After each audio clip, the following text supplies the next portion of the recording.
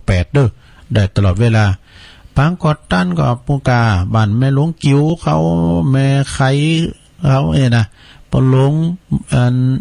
นะเขานะกะแม่หลวงกนกวันเนี่ยเนาะกนกพรกะสุมา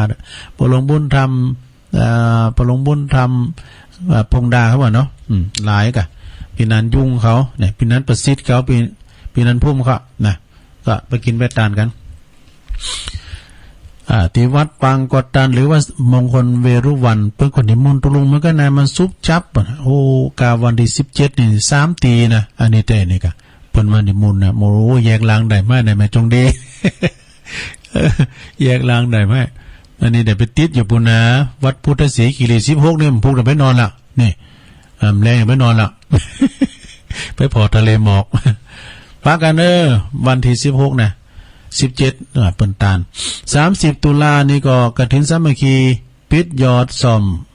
บูรณะซ่อมแซมกุฏิห้องใหม่ซักโบราณทอดหน้าที่วัดหลวงสีเตี้ย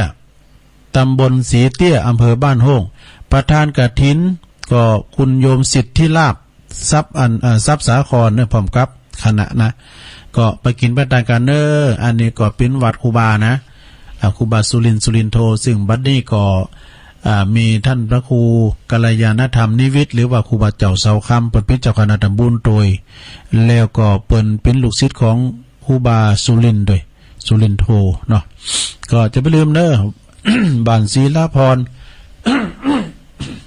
ต่างๆเนาะไปกินไปทานกันวัดหลวงสีเตี้ยเราศรัทธาเปิ้นก็กว้างขวางนะพระเนนประกวดนักตัวปีสีอ่านเขาตัวปีสังวรเขาพระเนนเปิ้นหลายเนาะสดาตุลุงเคยเปิ้นนอนช่วยงานเปิ้นก็ปล่อยลงกาปาเวณีกาเนี่ยเปิ้นก็มาบอกตุลุงก็ไป มาช่วยงานเปิ้นวัดหลวงสีเตี้ยนี่นะต่อไป29ตุลาก็งานวางศิลาฤกษ์อุโบสถวัดสันกาวานมีอยู่ในเขตอำเภอสันป่าตองตำบลแม่กานะพระสงฆ์เป็นที่36รูปด้วยกันนะพระครูสังวรศิลพิพัฒน์เจ้าคณะตำบลแม่กาเขต2เจ้าอาวาสวัดสันกาวานนะ29ตุลางานนี้เปิ้นอาจจะมีซอหรือว่าแข่งกองก็ว่าได้เปิ้นโทรมาได้มันได้อู้กันด้วยเนาะอาจารย์ก็เปิ้นก็บอกนิมนต์ตุลุงมาช่วยซักผ้าขาวตอนจะไปอยู่มาซักผ้าขาวตอนวันที่29นะแล้วก็จะมาไปเปิ้นไปพอเปิ้นนะไปลมกับเปิ้นเนาะที่วัดสันกาวานอาจารย์พระครูสังวรศิลพิพัฒน์ต่อไปก็25ตุลาอันนี้ว่าไปแล้วอันนี้เรา29ตุลาก็29ตุลากฐินวัดดงป่าหวายดงป่าหวายหรือว่าอารัญญวาสนะอันนี้แม่จิตราแม่ศรีอินเพลาฝากประกาศมาปีนั้นพีระเดชด้วยนะประจานก็ฝากประกาศมานะวันที่29ที่วัดดงป่าหวายพระครูวิพาทวรคุณเนาะแล้วก็24นี่ก็มีแถมอยู่วัดประทาดดอยน้อยนะก็ประกาศข้างเปิ้นเนี่ยเอานี่ก่อนเอาวันที่17ก่อนเนาะ17ตุลา63ก็งานบุญกฐินสามัคคีเปิ้นถอดหน้าที่วัดห้วยอ้อนี่วัดห้วยอ้อตำบลน้ำดิบอำเภอป่าซางท่านพระอธิการบุญนักเปิ้นฝากประกาศมาถอดเวลา 14 นาฬิกานี่แห่ขบวนเนาะแห่จากห้องเฮนบ้านห้วยอ้อมาที่วัดบ้านห้วยอ้อโดยจะมีจ้าง1เจิกนะมีจ้างแถมเปิ้นก็จะโปรยทานพุยเบอร์มานี่ประธานกฐินปีนี้ก็คุณปกรณ์คุณประพันธ์เจ๊หน่อยปิเกี่ยวพันธ์พร้อมโดยคณะเปิ้นจะมีการถ่ายทอดทีวีจากช่องนิวทีวีแล้วก็อมรินทร์ทีวีแล้วเจ้าของปุ๋ยบำรุงดินตรามือนี่การไปจุกได้แจกปุ๋ยปิ้นกระสอบเจ๊หน่อยนะเอาแต่เฮ้ย วันนั้นเพิ่นก็มานะที่วัดไร่พัฒนารามไผจะไปเปิดห้องตาลก็ดีนะจะไปรวมทำบุญก็17ตุลา17ตุลาที่วัดห้วยอ้อนะท่านอาจารย์บุญนักเขาเนาะโปรแกรมนั้นเทวินจอมพันธ์เขานะก็ไปกินแบตาลตุลุงก็จะไปหอมตาลอยู่เอางานต่อไป13งาน11แล้วไปละ 27ท่านว่าก็ยกยอดจัดพระตาเจดีย์ที่วัดสันเมืองเด้อวัดพระอาจารย์เอาหลักปัญโยนันน่ะ27ท่านว่าเนาะพระเจดีย์เปิ้นงามนะ11ท่านว่านี่เปิ้นมีงานสวดอิติปิโส108เนาะที่วัดปักตั้งเจริญอันนี้ยังไกลอยู่แต่ว่าอันที่แน่นอนนั้นก็29-30นี่นะเปิ้นจะมีจุลกฐินเด้อพี่น้องตั้งปุ้นตั้งแม่แจ่มเปิ้นจะมาต่อหูกต่อผ่าด้วยนะแล้วเปิ้นจะมีการถ่ายทอดเสียงตัวเนี่ยทั้งภาพทั้งเสียง29-30ตุลานะฮะที่วัดปัดปักตั้งเจริญท่านพระครูอภิวัฒนวิกรมประหลวงบุญธรรมเรือนรักเรา พร้อมด้วยคณะศรัทธาไปจะไปก็ไปเปิ้นมาออกวิทยุฟังเฮาฟังกันถึงวันเปิ้นเป็นผู้อำนวยการด้วยแล้วก็เปิ้นก็จะมีการจัดงานก็มากินมาตานถึงวันนี้ก็ไปโลมเปิ้นก็ไปตานไหลตานไปเอามือ วันนั้นเห็นมาหมดเนาะวันนั้นน่ะลูกหลาคู่หอมดู30ตุลาก็วันที่20เก่านี่เปิ้นก็สัก 4 โมงนี่เปิ้นก็จะเริ่มยิบผ้าทอผ้ากันน่ะกะเนาะคืนฮู้เงาะเรียบร้อยแล้วก็วันที่30ก็ประมาณบ่าย 2 โมงก็จะเริ่มทอดกฐินเนาะที่วัดปักทางเจริญพอจะไปเปิดโรงทานครับเนี่ยก็เชิญได้นะแล้วก็วันที่24ตุลาแต่ก็24ตุลาที่วัดป่าไผ่บ่อทองเด้อเวลา 13 นาฬิกาเปิ้นตอดกฐินที่วัดป่าไผ่บ่อทองโดยเมตตาบารมีธรรมหลวงพ่อพระครูธรรมพุทธธรรมรักษ์พุทธิธรรมรักษ์เด้อเปิ้นก็จะได้ตอดกฐินแล้วก็ท่านอาจารย์พระอาจารย์สมเพชรปัญญาโนนะหรือวัตถุปีสมนึกนะนักเทศเสียงทองจากวัดป่าไผ่บ่อทอง ดอยสะเก็ดเนาะ25ตุลาก็วัดเสาหินเนื้อกฐินนะศรีโบบานตำบลอำเภอเมืองนะตำบลศรีโบบานก็ตั้งตุลุงสงเขาตุปีเอกพลมูลโลกชุตินทโล เปิ้นก็จะตอดกฐินในวันที่25ตุลาเนอะแล้วก็วันที่31นี่เปิ้นก็ตั้งทำโรงด้วยปุดตดเตดมาราธอนได้3ก้อ3ตัวน่ะเตดกันไปเปลี่ยนกันมาฮะกะเนาะ ต่อไปงานต่อไปเนาะสดาญาติโยมก็24ก็มีหลายตีเนี่ยวัดมงคลวัดแพะโป่งด้วยเด้อตันตุปีศรีหลัดเขานะแพะโป่งตำบลเหล่ายาวนะปอหลงเนี่ยปอหลงนิกรเขานะแล้วก็วัดเหล่ายาวไต่ด้วยเด้อเหล่ายาวไต่กันเนาะพระครูสังฆลักษณ์สมบัติอภิรัมมณีโยนะก็วันที่24เหมือนกันเด้อเปิ้นจะตอดกฐินที่วัดเหล่ายาวใต้พระครูสังฆลักษณ์สมบัติแล้วก็24ก็ที่วัดพระธาตุดอยน้อยนะประกาศข้างเปิ้นวัดพระธาตุดอยน้อยนี่เปิ้นก็จะมีกันในวันที่24เด้อประกาศตอนเดียวได้เนาะนะตอดกฐินเพื่อสมทบทุนในการสร้างอันนี้ก็สร้างงานโฮงหลวงพ่อเนาะต่อไปมีแล้วก็วัดกุญชรดิษฐารามวัดกุญชรดิษฐารามนี่ก็เปิ้นจะตอดกฐินวันที่17เหมือนกันเด้อผู้กองทองใบไฝนันตาเปิ้นเป็นประธาน17เหมือนกันเด้อตีกฐินวัดไฝหินมชนะวันฮื้อกะ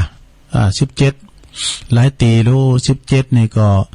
วัดไฝหินเนที่ต่างแห่งสถานีวิทยุนะท่านพระครูสมุวิสุวัตรวรกิจโจก็ไปกินไปตานกันเนเพราะจะไปเปิดโรงทานกันน้ำดื่มกันน้ำอัดลุ่มกันนี่ไป17ตุลาก็ที่วัดพุทธศรีคีรีเเปิ้นก่อสร้างพระธาตุนะก็เจิญเจ้าปีในน้องสถาชนเผ่ากันเปิ้นจะไปกันหลายปีน้องตั้งหวยละหวยโทก็มือกันหลายพี่น้องทางซ้ายพื้นลาเฮานี่นะคุณนาคุณลายเปิ้นแจกด้วยนะกำปิกนะแจกกะลำด้วย วัดพุทธศรีคีรีตำบลบ้านแปะอำเภอจอมทองตั้งดีขนาดดูอันแม่อามอนเขาว่ามันตั้งดีตุลุงเปิ้นลาดสไตล์ลาดยางไปหมดแล้วนี่แล้วก็22ตุลาวัดหนองผาขาวกฐินนะพระครูสถิตสารคุณนะเปิ้นก็จะตอดกฐิน22ตุลามอนหวยแก้วก็ไปลืม25นะมอนหวยแก้วนี่เปิ้นจะมีบรรจุหัวใจพระตอนเจ้าตอดกฐินตอนบ่ายนะงานบุญใหญ่พระจะไปเปิดโรงทานก็ไป ไปกินไปตานกันที่วัดมอนห้วยเกี่ยวพระครูกัลยาณปราโมทย์วันที่25 ตุลา25 ตุลาก็วัดดอยน้อยบันที่ห้วยยาปุ่นเด้ออันนี้ก็ตอดกฐินเหมือนกันนะวัดดอยน้อยห้วยใส่บ้านที่นี่นะเนาะแล้วก็มา30-31 ตุลาก็งานเปิ้นลอยกระทงบ่ดีเนาะเปิ้นจุลกฐินที่วัดหาลิการามสันมณะเด้อหาลิการามสันมณะนี่เปิ้นก็จะมีตอดกฐินจุลกฐินนะก็ไปกินไปทานกันเด้อแล้วก็วันที่18 ตุลาก็งานบุญกฐินพระราชทานที่วัดพระธาตุดอยสะเก็ดเด้อองคมนตรีก็เน้อเป็นประธานนะนายแพทย์เกษมวัฒนชัยอาจจะตอดในวันที่18 ตุลาเน้อที่วัดพระธาตุดอยสะเก็ดในพระเดชพระคุณหลวงพ่อเจ้าคณะอำเภอดอยสะเก็ดวัดของอาจารย์นิพนธ์เขานะแล้วก็ไปวัดเกตกาลามวันที่18เน้อเกตกาลามนะฮะก็เปิ้นจะตอดวันที่18 ตุลาเน้อแล้วก็วันที่25 ตุลาก็ที่วัดเจดีย์3 ยอดเน้อตุปีแมกเขานะวันที่25 ตุลาวัดเจดีย์3 ยอดตำบลบ้านเลินอำเภอป่าซางนะพอบุญตันฝากประกาศมาแล้วก็งานตัดไว้ลูกนิมิตผูกพัทธิมาในวันที่30 ตุลาเน้อที่วัดอัมพวันกลปวัดป่าอัมพวันกลปตัดไว้ลูกนิมิตผูกพัทธิมาพระอธิการรัตภพนรินทร์โทนะเพิ่นจะเป็กตัวทำเป็นซาวบ่เน้อนะแล้วก็อันนี้งานเข้าใหม่5 ถึง 10 ธันวาเน้อเพิ่นจะมี63นี่นะ5 ถึง 10 ธันวา63เพิ่นจะมีงานตัดหวายลูกนิมิตผูกพัทธิมา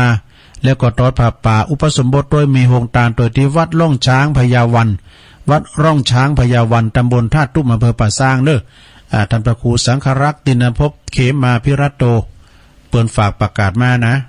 ก็ฝากไว้ก่อนไกด์อยู่ตุลุงก็จะประกาศไปถึงวันนะ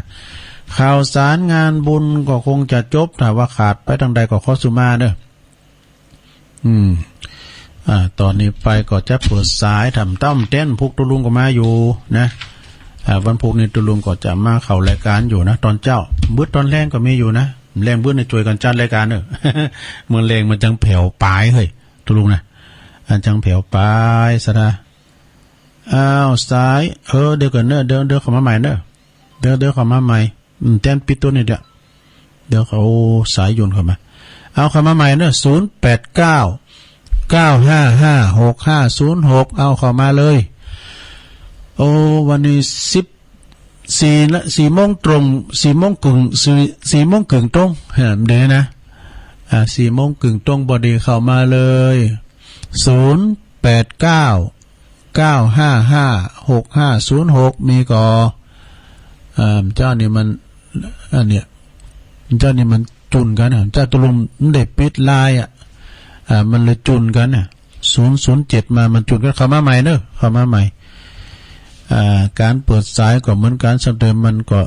พยายามนะซะนะพยายามเต้งเอาเนาะวันนี้สายไกลก็เข้ามาได้เต้งเอาพยายามอย่าไปละความพยายามเพราะว่ามันสายมันหนักเนาะสายมันหนักมาแล้วเดี๋ยวกันเนอะ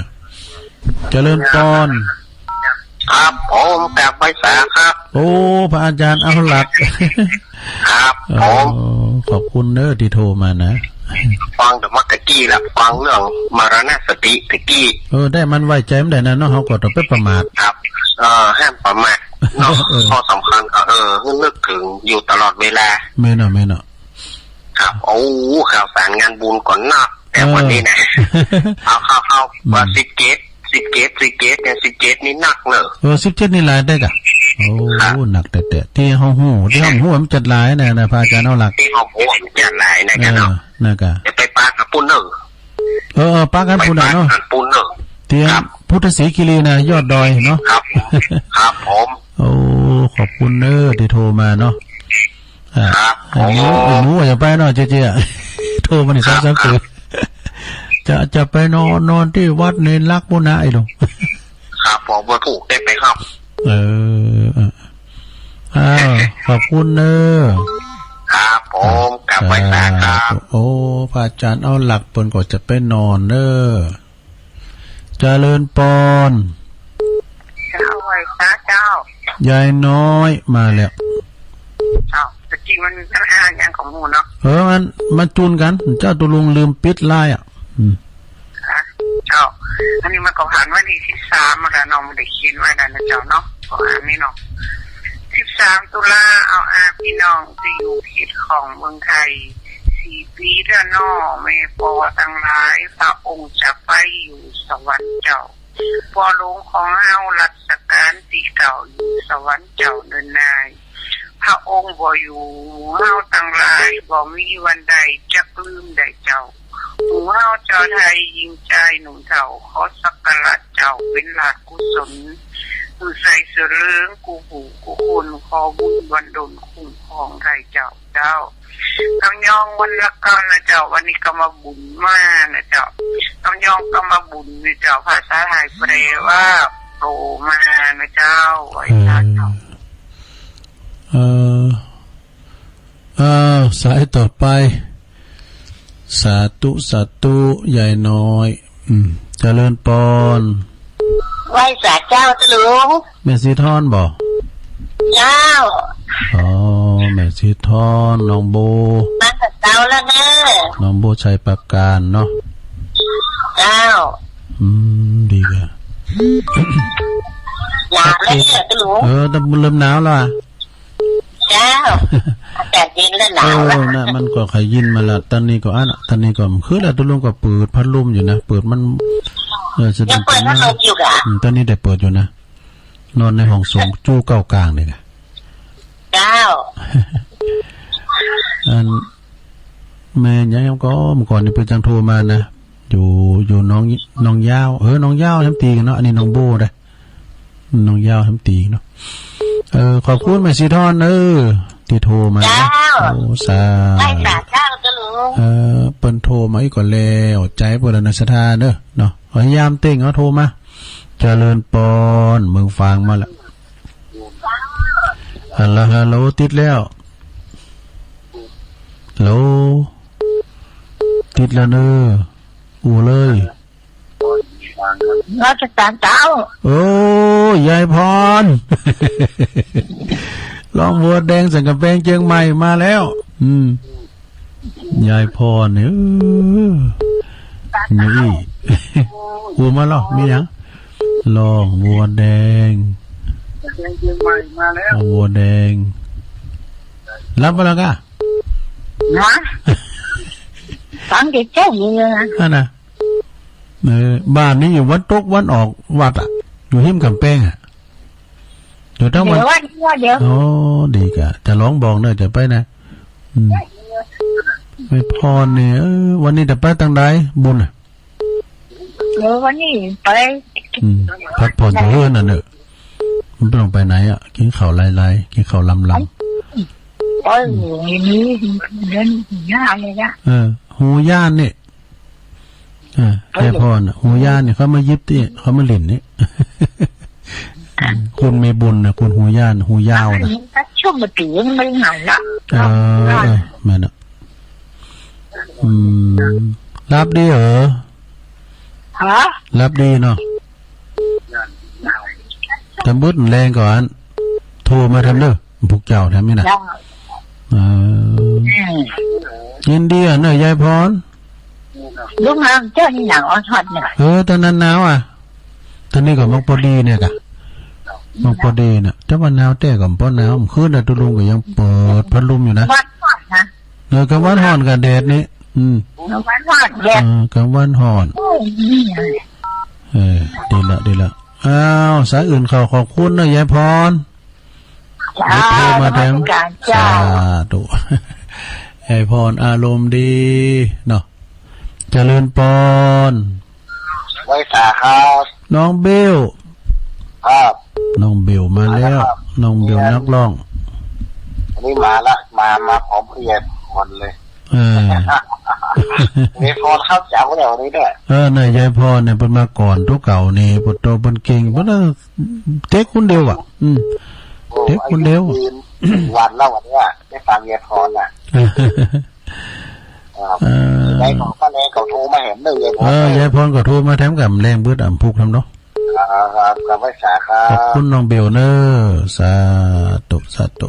น้องเบลนักร้องสายต่อไปเจริญปอนครับวิสาทุลุงแม่บุญพินเจ้าทางทุลุงเนี่ยทุลุงโปรดเซ็งอันนั้นเงินดุอะไรไอ้ป้าทุลุงจะเจ้าหรอแม่น่ะไอ้ป้าทุลุงได้ยินเสียงแม่พรก็ดีใจละแต่อันนี้เป็นมาเจ้าเนี่ยเหมือนน่ะเจ้าเป็นกำลังใจนะเจ้าขอบคุณแม่บุญพินเนอร์สาธุแม่บุญพินอำคดโรงพยาบาลลันนาเอาสายต่อไปเจริญปอนไม่สักเจ้าฟังอยู่นะเจ้าแม่อยู่เจงหัวลี่นะแม่ก็แม่ทองใบเจ้าแม่ทองใบแม่ทองใบนี่ถ้ามันแป้งบ่สั่งบุกเป็ดเจ้าบุกเป็ดใกล้ๆก็บ่สั่งไปหาหมอได้มา5-6 วันแล้วดีก็มันได้ไปไหนตัวลุงนอนเมื่อวันเมื่อคืนเป็นหลอกตามาแล้วดีก็บุกเป็ดในอำเภออย่างไรแม่ทองใบอำเภอสันกำแพงเจ้าสันกำแพงด้วยกันเนาะเจ้าช่วงนี้มันได้โทรไปแล้วนั่นก็แม่ทองใบเป็นยังแหละดีแล้วแต่ดีไม่สุกอ่ะเนาะสากำลังใจเจ้าสาโตแม่ทองใบเนี่ยเป็นคุณบีบคุณโนดนวดแผนโบราณนะเจริญปอนห้วยเจ้าตรงเจ้าจันทิพย์แม่จันทิพย์อยากจะใส่ก็ตั้งแต่เจ้าแต่เดียวเนี่ยนะครับพยายามนะครับก็เพราะว่าคนมาโตวันนอเจ้านะครับมีก็ฮะชักเลยถ้าแต่ไปฝุ่นติดหนาวเนาะออกภาษาแท้ๆเลยเนาะไปฝุ่นตุ่นหนาวแท้ๆอันเนี้ยจะเริ่มหนาวเนาะออกแล้วนะจะเริ่มมันหนาวนะจะเริ่มละเพราะมันหนาวแดดหนาวเนี่ยมันโมนดินะดีละห้อนเนาะขอบคุณแม่จันติดหลายๆเนอะสาธุขอบคุณเวลาเหลือหลายอยู่เนอะสถานเนอะเลยเวลาเหลือหลายเอาโทรเข้ามา089-955-6506เจริญปอนน้องช้าเจ้าแม่อมรนะแม่ยางอยู่วันที่ร้องเจ้าแม่มาเนี่ยบ้านที่ร้องเนาะแม่มาเนี่ยแม่มาเนี่ยนั่นแม่มาเนี่ยเนาะเจ้าฟังเจ้าละบ่แม่มานี่ตื่นมา3 โมงโอ้เด็กอ่ะรับเจ้าลูกเจ้ารับตุลงมาพอดีให้กับตุลงก็รับดีนะปลุกนาฬิกาได้มาตี 1:15มันก็ปลุกฟังเพลงจักค่ำเนี่ยไปเป็นหยังผูกก็ฟังครับกะเด้อผูกฟังเพลงเก่านะโมนเนี่ยโมนก็เพลงเก่านะสุรพลเขาก็การทูลเขาก็ปองปีดาพรพิลมเนี่ยเนาะพนมนพพรชินกรไกรลาภอันเนี้ยเพลงอันเนี้ยบาทนี่น่ะฟังนั่นเนาะศาลาเองเจ้าแม่บนเพลงกับว่าเพลงอำนาจเงินเนี่ยเนาะเงินน่ะเจอป่ะนะเพลินพรมแดนขอบคุณแม่มณีเนอะผู้ทับตัวฟังแถมเนาะจดเจ้าตื่นเจ้านะครับไปรับลึงฮะกะเนอะไปรับลึกตุกมาเจ้าพองพิกูเป็นกิ้มกันกะเจริญปอนภาษาครับลุงอันนี้อันปูก้าปูคากะปูคาเนาะปูคาเหนือปูคาเนื้อครับผมฟังเจ้าแล้วบ่ฟังก็เริ่มต้นแล้วโอ้ดีกะไปท่าจะตุ้มลุงด้วยดีกะเริ่มหนาวนั่นได้เลยมาเนอะพี่นันเนอะเดือนหนาวเลยนะ เริ่มหนาว จะเริ่มหนาวมาหน่อยพอต้มพวกวันฮือเนี่ยเป็นหนาวบุญจะไปหนาวบุญดอยพุทธศรีคีรีบุญพอไปพอทะเลหมอกแล้วก็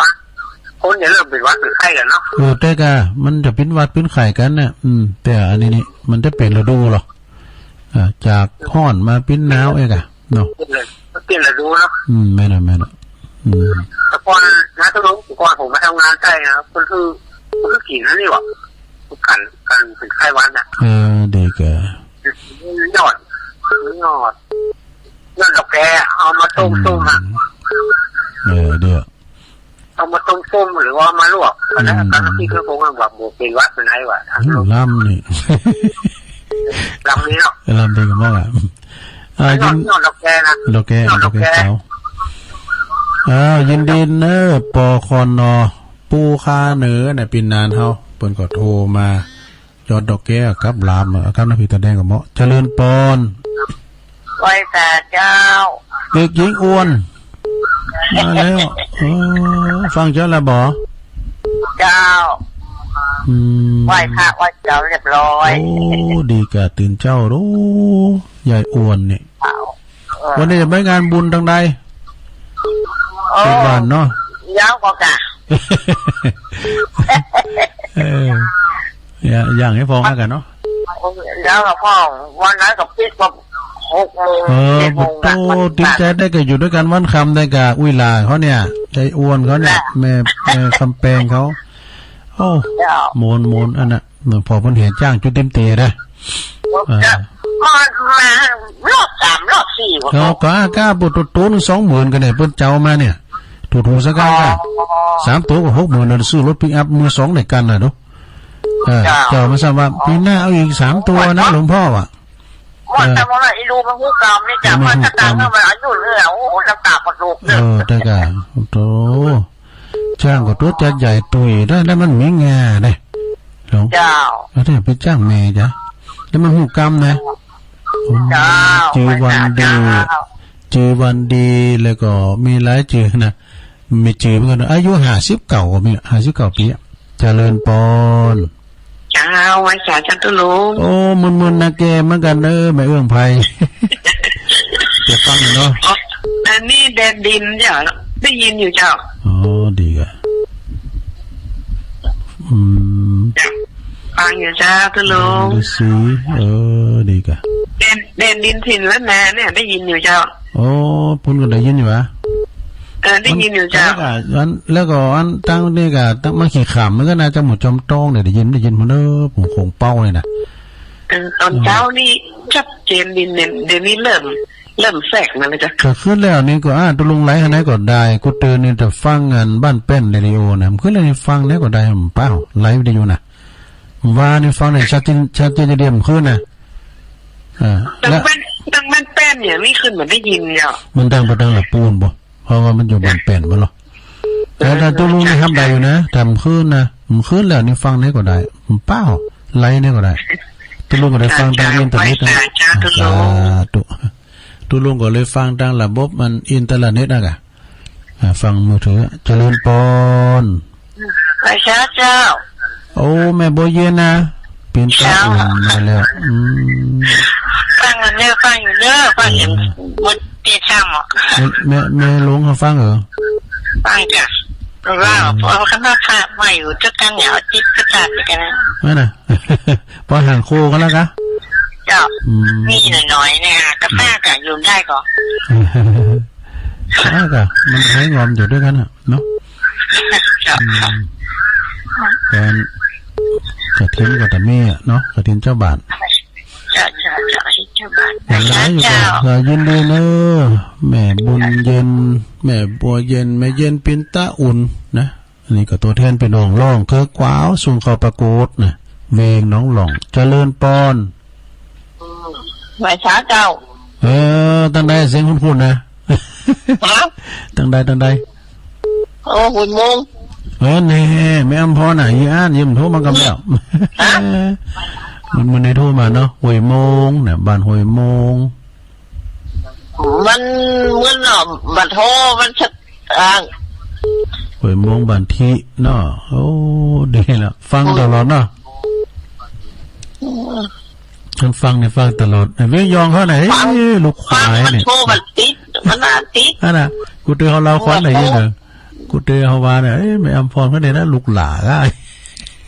ว่าลูกหลานฟังเนาะเราควันวันนี้เนาะลูกหลานดีแล้วฟังมาลูกมาฟังให้ก็ดีละเนาะโทรศัพท์มันติดยากน่ะมันต้องติดกันเอาได้ๆเด้อมันต้องติดมาพอเลยเนาะมันโทรหลายแล้วโอเคก็ยินดีนะแม่พรเด้อฟังเลยฟังกับมันโทรนะมันโทรมันย่นกันเนี่ยมันไซส์มันแน่นหน่อยเนาะวันนี้ทำถึงเศร้าอันนี้กำลังเบอร์ได้15ขอบคุณแม่พรในไลน์เด้ออยู่ด้วยสิบุญรักษาเด้อสาธุได้ต่อได้เป็นยังแต่ปฐมแต้นเนี่ยได้เจริญปอนกราบพระเจ้าจะรู้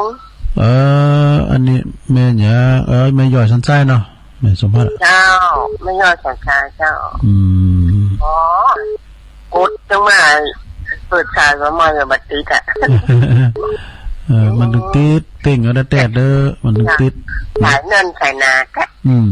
ถ้าแม่ใหญ่เจ้ารู้กดต้องมันหลบแหลกนะมันต้องติดพยายามกดเพิ่นต้องหลายประเด็นก็ได้บัดติดเลยเจ้าฟังนะเจ้าฟังตลอดนะเจ้าดีแกบึกก็ติ๊กมาแถมตอนบ่ายบึกกดด้วยจุลงเปิดสายรอบแรกนั่นนะรอบ2ก็บัดติดนั่นน่ะดีแกขอบคุณนะแม่สมภาพเด้อเจ้าสายเงินกำลังใจนะเจ้าขอบคุณแม่สมผัสทางเมืองฝางบนหน่อยบุญปันนี่ฟังอยู่เนาะทางแม่อายกันน่ะเจริญปอนแม่เหรอแม่เหรอทางแม่บุญปันปนหน่อยบุญปันเขาแม่จงดีเขาบอกอันนี้แม่หยานี่แม่จำไม่ได้แล้วว่ะแม่จันตีมาแม่จันตีเป็นซอบอกเอาซอสมบูรณ์เหรอเอาซอสมบูรณ์เหรอซอที่จำที่เดี๋ยวเตรียมพร้อมแล้วนะ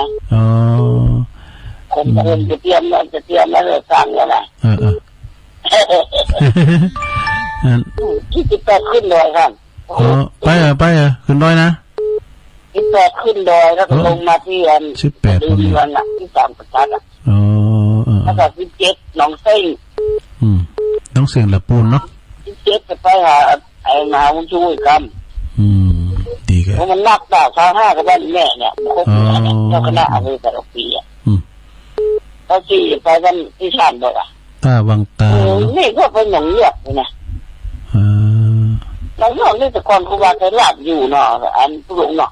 เดี๋ยวนี้ท่านอันอะไรอยู่พวกก็อยู่ยุ่งกันเนาะอยู่คนหลายตั้งเลยเนาะ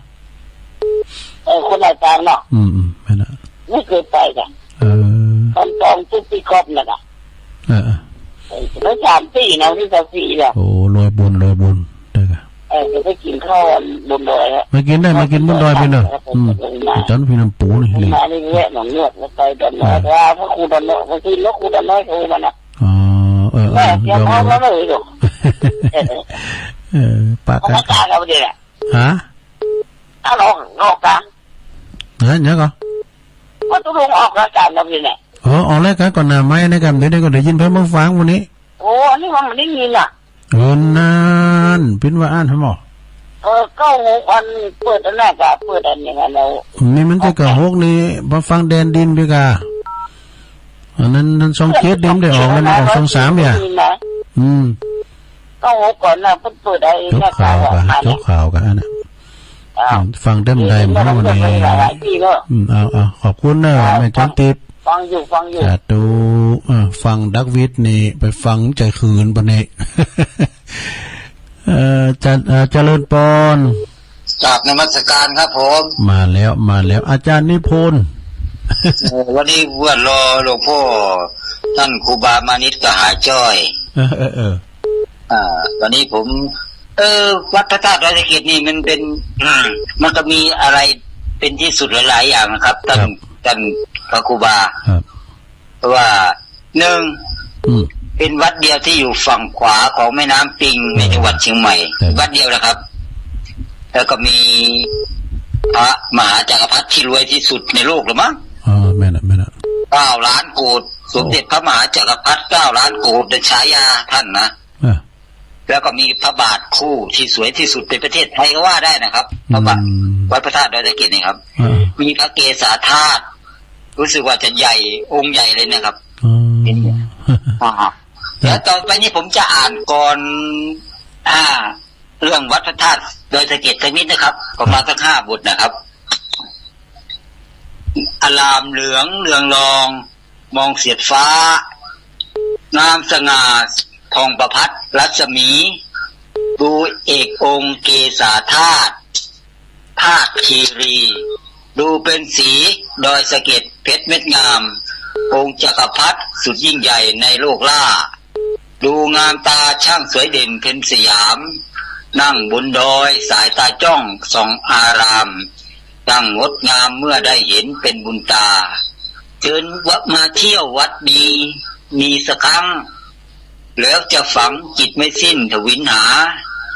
แม้ร่ำรวยสวยทรัพย์ได้กลับมาพร้อมถวายและบูชาพระทรงชัยสมบูรณ์สุดล้ำพระบาทคู่ทั้งเลิศหรูคู่ดูสง่าคู่ฟ้าใสประดิษฐานคู่องค์พระโพธิ์ไทยดูสดใสงามสง่าพาสำราญที่18 ตุลาคม 63นี้เชิญน้องพี่ญาติและโยมชมสถานร่วมทำบุญผ้ากฐินพระราชทาน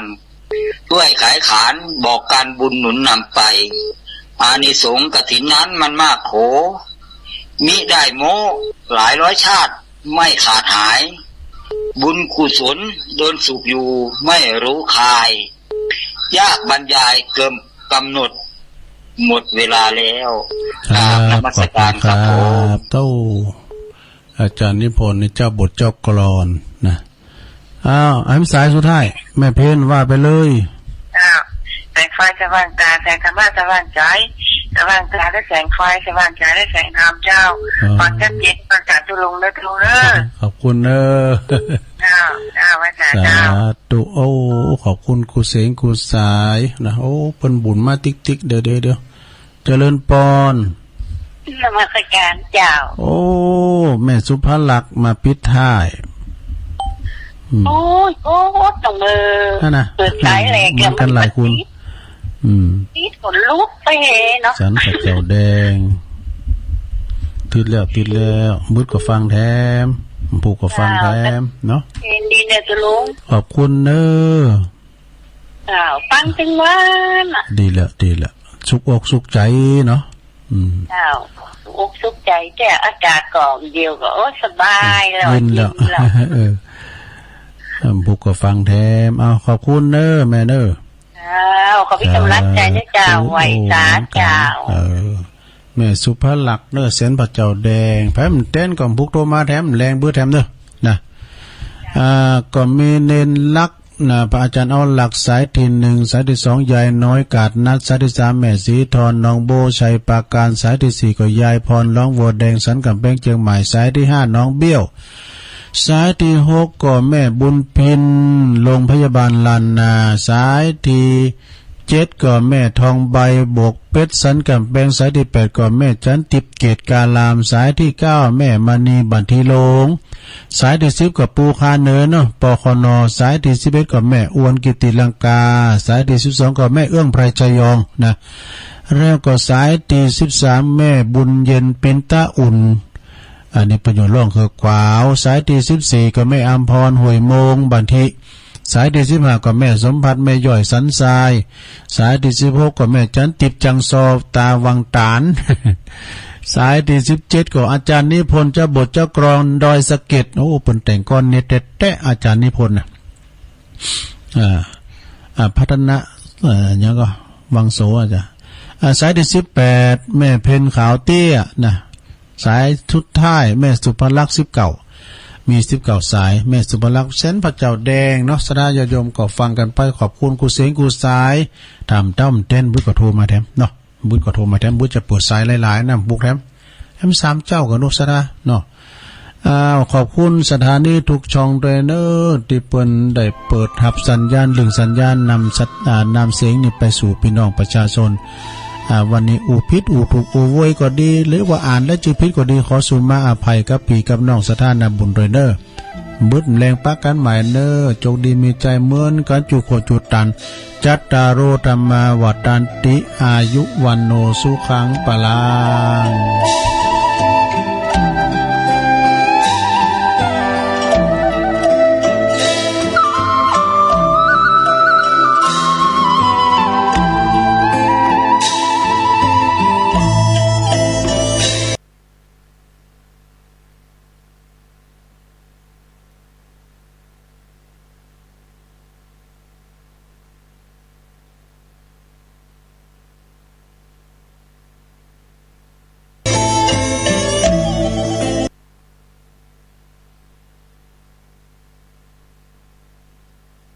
สวรรค์อุทัยธานี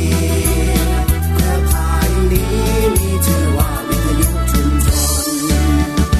ชนทั่วแคว้นแดนไทยนี้มีเสรีสิทธิ์แสดงความคิดเสนอแนะและเหตุผลสื่อถึงกันเข้าใจกันทุกบ้านตำบลวิทยุชุมชนโดยประชาชนเพื่อชุมชนของไทย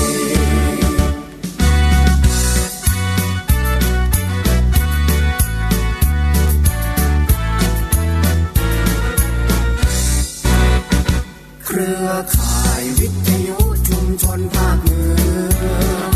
เกิดขึ้นเพื่อประชาชนชุมชนทั่วไปโยงพิจิตรพิษณุโลกพะเยาเชียงใหม่สุโขทัยเชียงรายแพร่แม่ฮ่องสอนเราเชิดชูชาติศาสตร์กษัตริย์และรัฐธรรมนู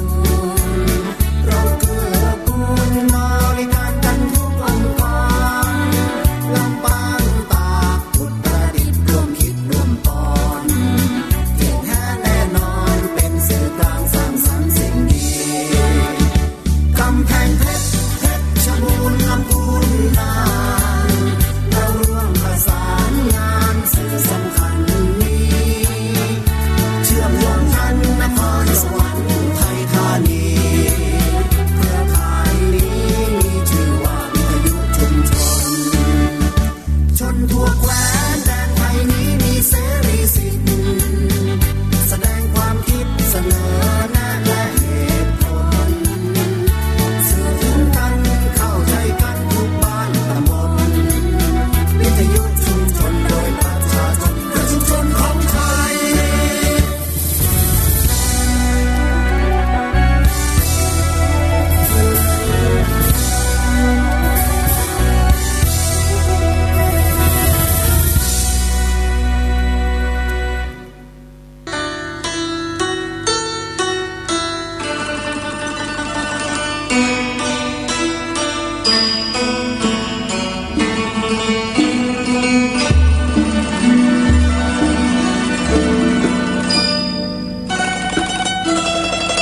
ขอเจริญพรศรัทธาสาธุชนญาติโยมทั้งหลายช่วงนี้เป็นวันพระอาตมาขอเชิญชวนท่านทั้งหลายนุ่งขาวห่มขาวเข้าวัดฟังธรรมทำบุญใส่บาตรเพื่อให้เกิดเป็นประโยชน์แห่งตนและเพื่อให้เกิดเป็นสันติสุขแห่งประเทศชาติเรามาแต่ตัวไปแต่ตัวอย่าลืมหาความดีใส่ตัวไปด้วยความดีใส่ตัวอย่างน้อยคือศีล 5ตั้งใจรักษาให้มั่นสักข้อใดข้อหนึ่งก็ยังดีกว่าไม่มีเสียเลยขอให้ทุกท่านจงได้รับสิ่งที่พึงปรารถนามีอายุยืนมีทรัพย์สมบัติมากมีปัญญาเฉียบแหลมทุกประการเถิด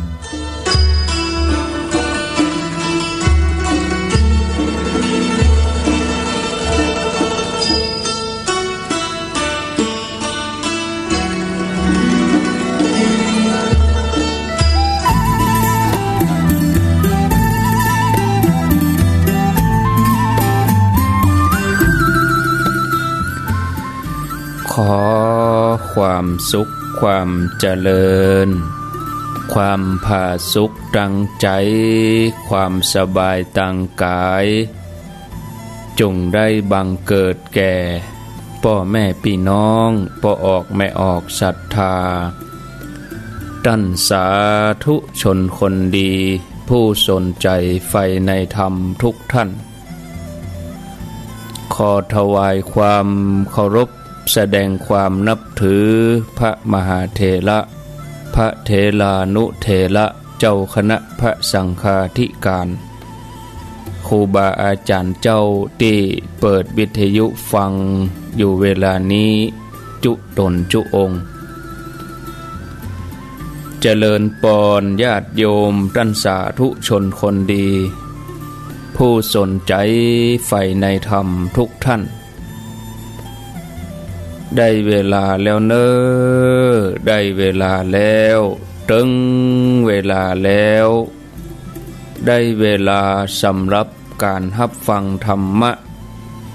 อันเป็นสาระประโยชน์ทางด้านพระพุทธศาสนาน้ำธรรมคำสอน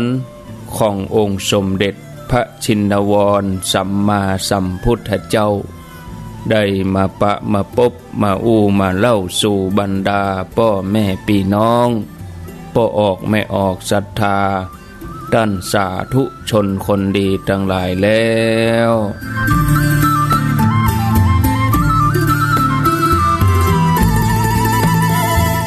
ไผ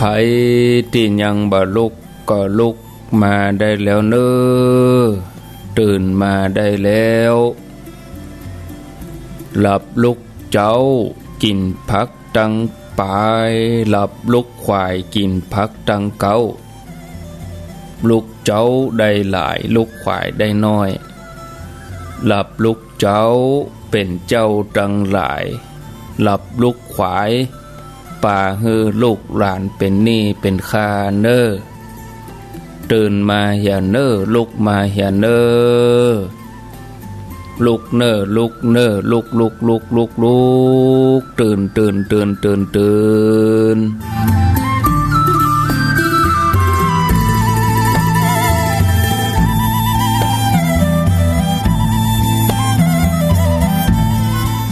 ตื่นได้แล้วลุกได้แล้วญาติโยมท่านทั้งหลายหลับลุกเจ้ากินผักตังปายหลับลุกควายกินผักตังเก้าลุกเจ้าได้หลายลุกควายได้น้อยหลับลุกเจ้าเป็นเจ้าตังหลายหลับลุกควายป่าเฮือลูกหลานเป็นหนี้เป็นค่าเน้อตื่นมาเหียนเน้อลุกมาเหียนเน้อลุกเน้อลุกเน้อลุกลุกลุกลุกตื่นตื่นตื่นตื่นตื่น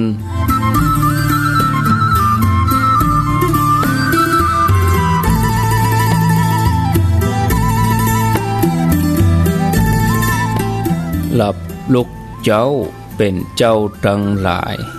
หลับลุกควายป่าเฮือลูกหลานเป็นหนี้เป็นค่าหลับลุกเจ้า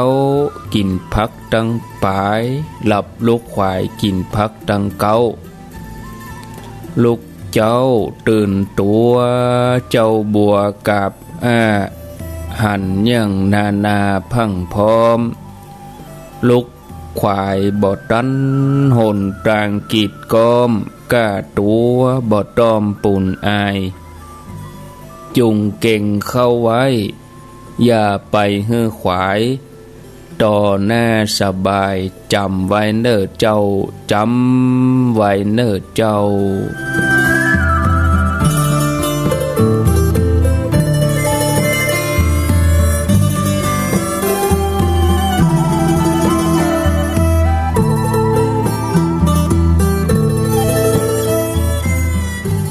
อรุณสวัสดิ์ธรรมสวัสดี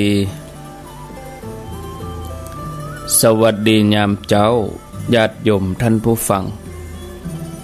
ยินดีต้อนรับเข้าสู่รุ่งอรุณวันใหม่ปะกันเจ้านี้เป็นเจ้าของวันพัดพฤหัสบดีที่15 เดือนตุลาคมพุทธศักราช2563วันนี้เป็นวันเดือนเกี่ยงเหนือแฮม13ค่ำพร่ำว่าเป็นวันพฤหัสบดีวันนี้เป็นวันโกนเนอะญาติโยมวันพุธเป็นวันพระเป็นวันศีลเป็นวันเดือนดับเดือนกี่ดับกู้วันพุธก็จะดับ14วันนี้13ค่ำออกวาสามาได้กึ่งเดือนมานี่แล้วญาติโยมท่านทั้งหลายเหลือเวลาแถมกึ่งเดือนก็จะหมดฤดูกฐินแล้วก็เข้าสู่วันเดือนยี่เป็งเดือนตุลาคมนี่มีอยู่31วันวันนี้วันที่15ก็เข้าสู่กลางเดือนตุลาคมแล้วหลายท่าน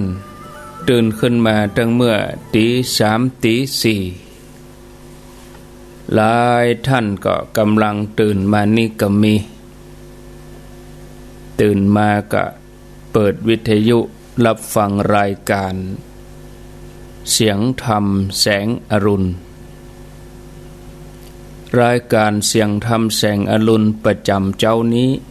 รับผิดชอบดำเนินรายการโดยอัตมภาพพระครูอภิวัฒนวิกรม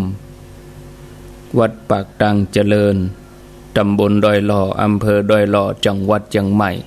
เป็นผู้รับผิดชอบดำเนินรายการปะกันที่สถานีวิทยุแห่งนี้หลายคลื่นหลายสถานีขอบคุณ 89.50 บ้านทุ่งเรดิโอ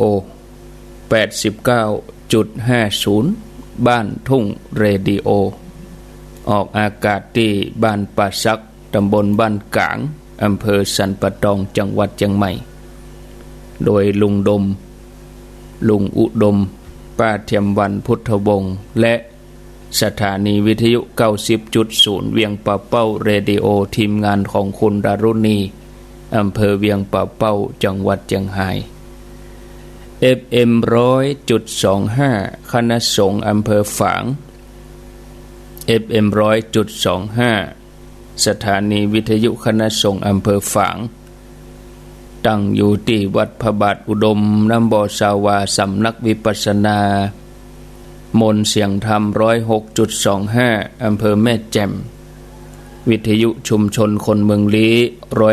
103.75 อำเภอลี้จังหวัดลำพูนเสียงธรรมจากวัดจันทร์อำเภอกัลยาณิวัฒนา 103.50 วิทยุชุมชนคนนาน้อยจังหวัดน่าน 91.50 92.50 สีคำเรดิโออำเภอเวียงสาจังหวัดน่าน FM 100.75 เสียงใสเรดิโออำเภอท่าวังผาจังหวัดน่านแล้วก็ที่ 103.50 แดนดินถิ่นล้านนาบ้านหงงัวน้ำบ่อหลวงสันปะตอง FM 104.50 สถานีวิทยุวัดฝ่ายหินอำเภอเมืองเชียงใหม่ CM 77แล้วก็ที่ 95.75 ล้านนาเรดิโออำเภอศพปราบจังหวัดลำปางที่รับสัญญาณใหม่นี่ก็มี 90.75 วิทยุชุมชนคนเหนือเขื่อนอำเภอฮอดจังหวัดเชียงใหม่แล้วก็ที่ 101.75 น่านฟ้าเรดิโอแล้วก็แจ้งข่าวดีญาติโยมที่รับฟังทางน่านฟ้าเรดิโอทางสถานีจะรับสัญญาณทุกวันตั้งแต่ตี 4 กึ่งจนถึงเวลา 7 โมงทุกวันก็ขออนุโมทนาบุญด้วยเสียงก้องเสียงกองเสียงมองต่ำเข้าเสียงตุเจ้าประกาศธรรมมาพบญาติโยมท่านสาธุชนท่านทั้งหลายเป็นประจำกูเจ้าห้องกันลุกปลุกกันตื่น ญาติโยมท่านสาธุชนทั้งหลายชีวิตบนโลกนี้มีการเปลี่ยนแปลงอยู่ตลอดเวลาเฮาทั้งหลายทุกคนทุกท่านหนีบ่พ้นที่จะต้องพบกับความบ่เที่ยงความบ่แน่นอนความแน่นอนคือความบ่แน่นอนบางครั้งก็สมหวังบางครั้งก็ผิดหวังซึ่งเป็นธรรมดาของโลกเมื่อมีลาภก็มีเสื่อมลาภมียศก็เสื่อมยศมีคนยกย่องก็มีคนนินทามีสุขมีทุกข์ปะปนกันไป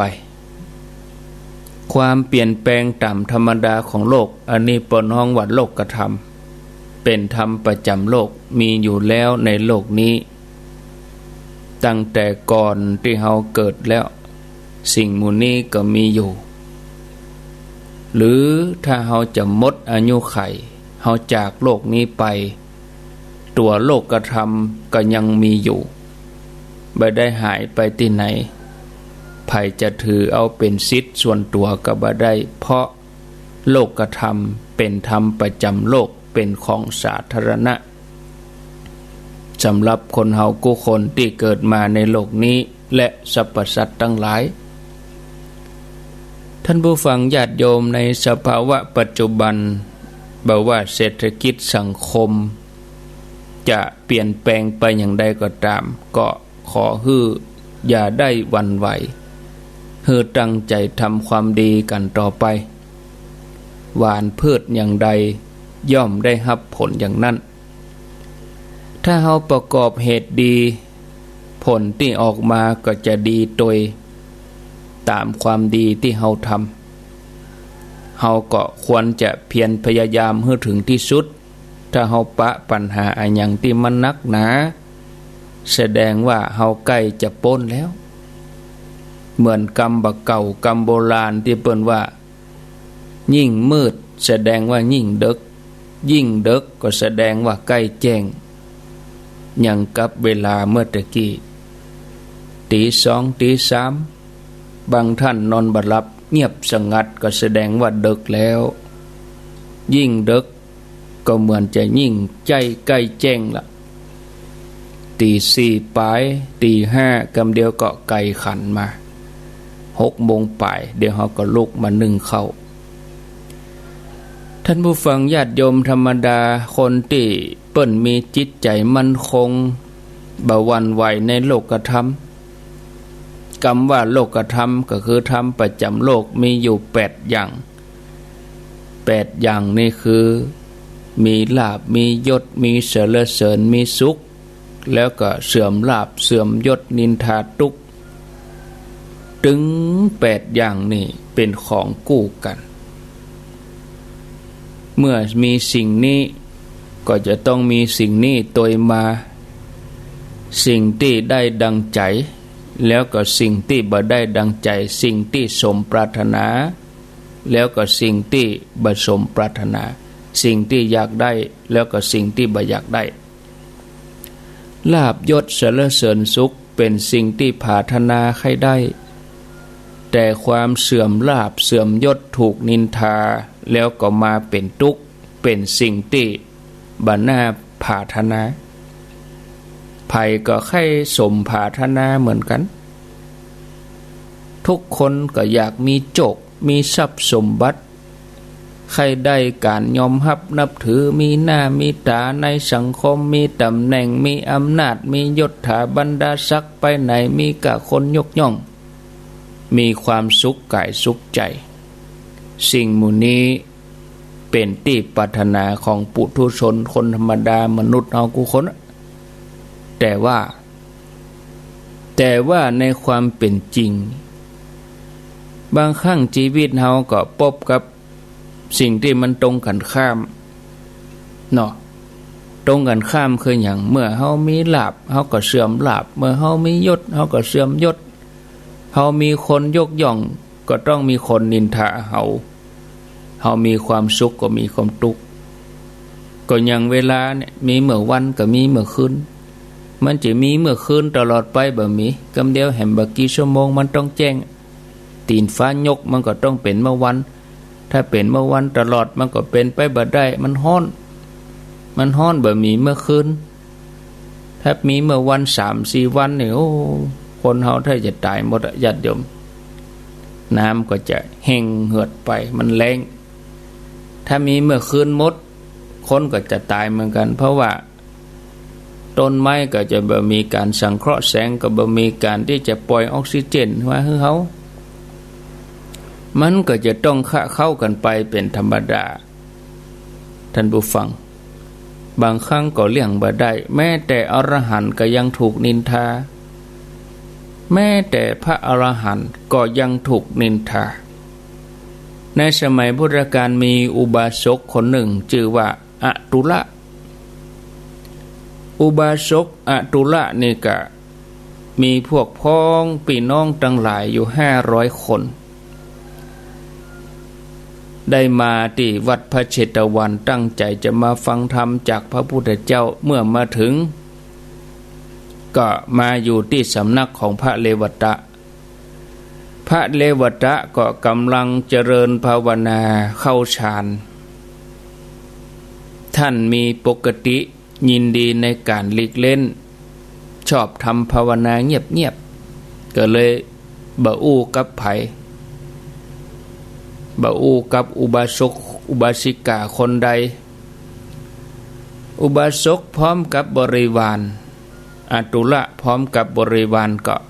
มาถึงสำนักท่านเลวตะก็บ่ได้อู้หยัง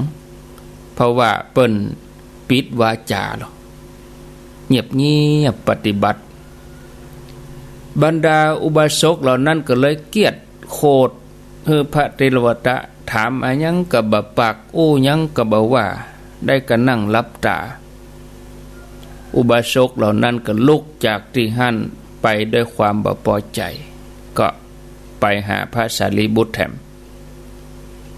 ท่านสารีบุตรก็ถามว่าโยมมาเนี่ยใครได้อะหยังอตุละอุบาสกนี่ก็บอกว่าผมมานี่ก็เพราะว่าใครฟังธรรมอยากจะฟังธรรมพระสารีบุตรท่านเป็นพระธรรมเสนาบดีเลิศดังปัญญาเวลาแสดงธรรมก็เป็นเหมือนกับตัวแทนของพระพุทธเจ้าพระสารีบุตรก็แสดงธรรมให้อตุละอุบาสกพร้อมกับลูกน้องฟังแต่อุบาสกเหล่านั้นฟังแล้วก็ยังบ่พอใจเตื้อบ่อิ่มเตื้อก็เข้าไปหาพระอานนท์แถมบอกว่าพระสารีบุตรนี่แสดงธรรมนักล้ำไปพระสารีบุตรอูเมินล้ำไปเนี่ยมันเกินล้ำไปอีหะเหมาะเปิ้นบ่อู้บ่จาเปิ้นบ่แสดงธรรมอะหยังก็บ่พอใจเปิ้นแสดงธรรมนักล้ำไปก็บ่พอใจทะเหมาะนั่นอันหยังคือความพอดีพระอานนท์ก็เลยเทศนาสั้นๆบอกสั้นๆกล่าวข้อธรรมสั้นๆแต่อุบาสกเหล่านั้นก็เกลียดโคตรคือพระอานนท์แถมบอกว่าอู้ก้อมล้ำไปเนี่ยก็เลยปากันเข้าไปหาพระพุทธเจ้าพระองค์ก็ตรัสถามว่าโยมอุบาสกทั้งหลายมาทำอะไรอย่างกันนี่นักล่ำนักเรือจะเป็น400-500 คนอุบาสกก็เลย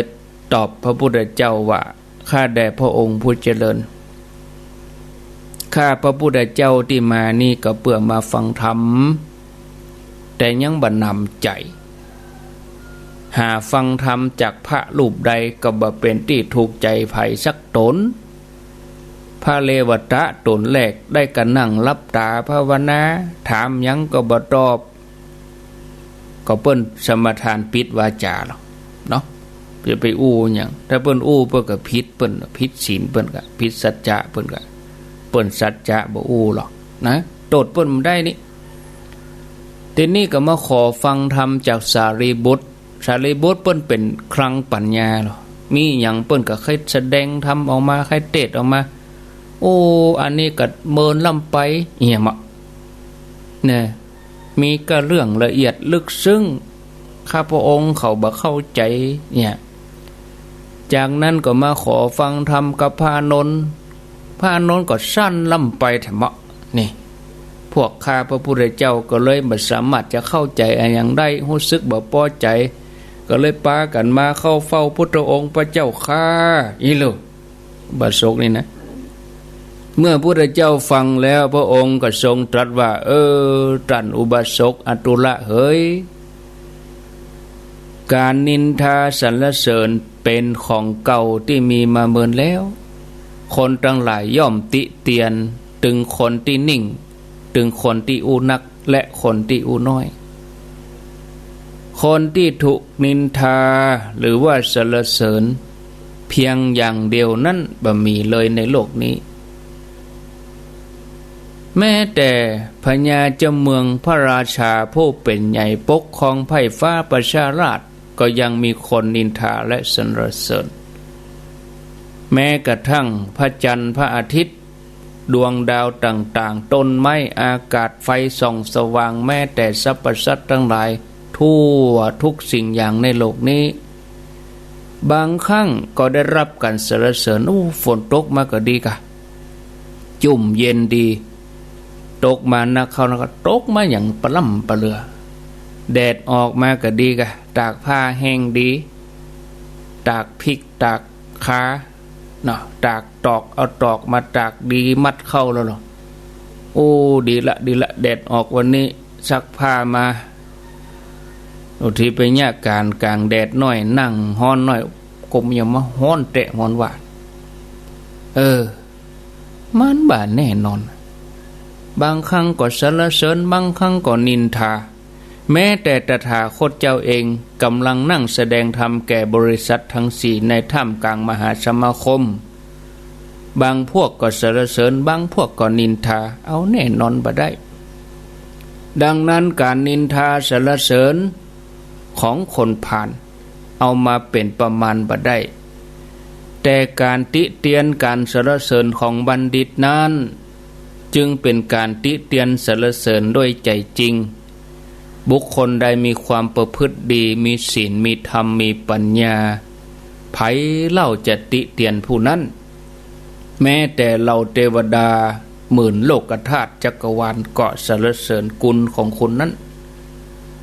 เมื่อจบธรรมเทศนาอตุละอุบาสกพร้อมกับบริวาร500 คนก็สำเร็จเป็นโสดาบัน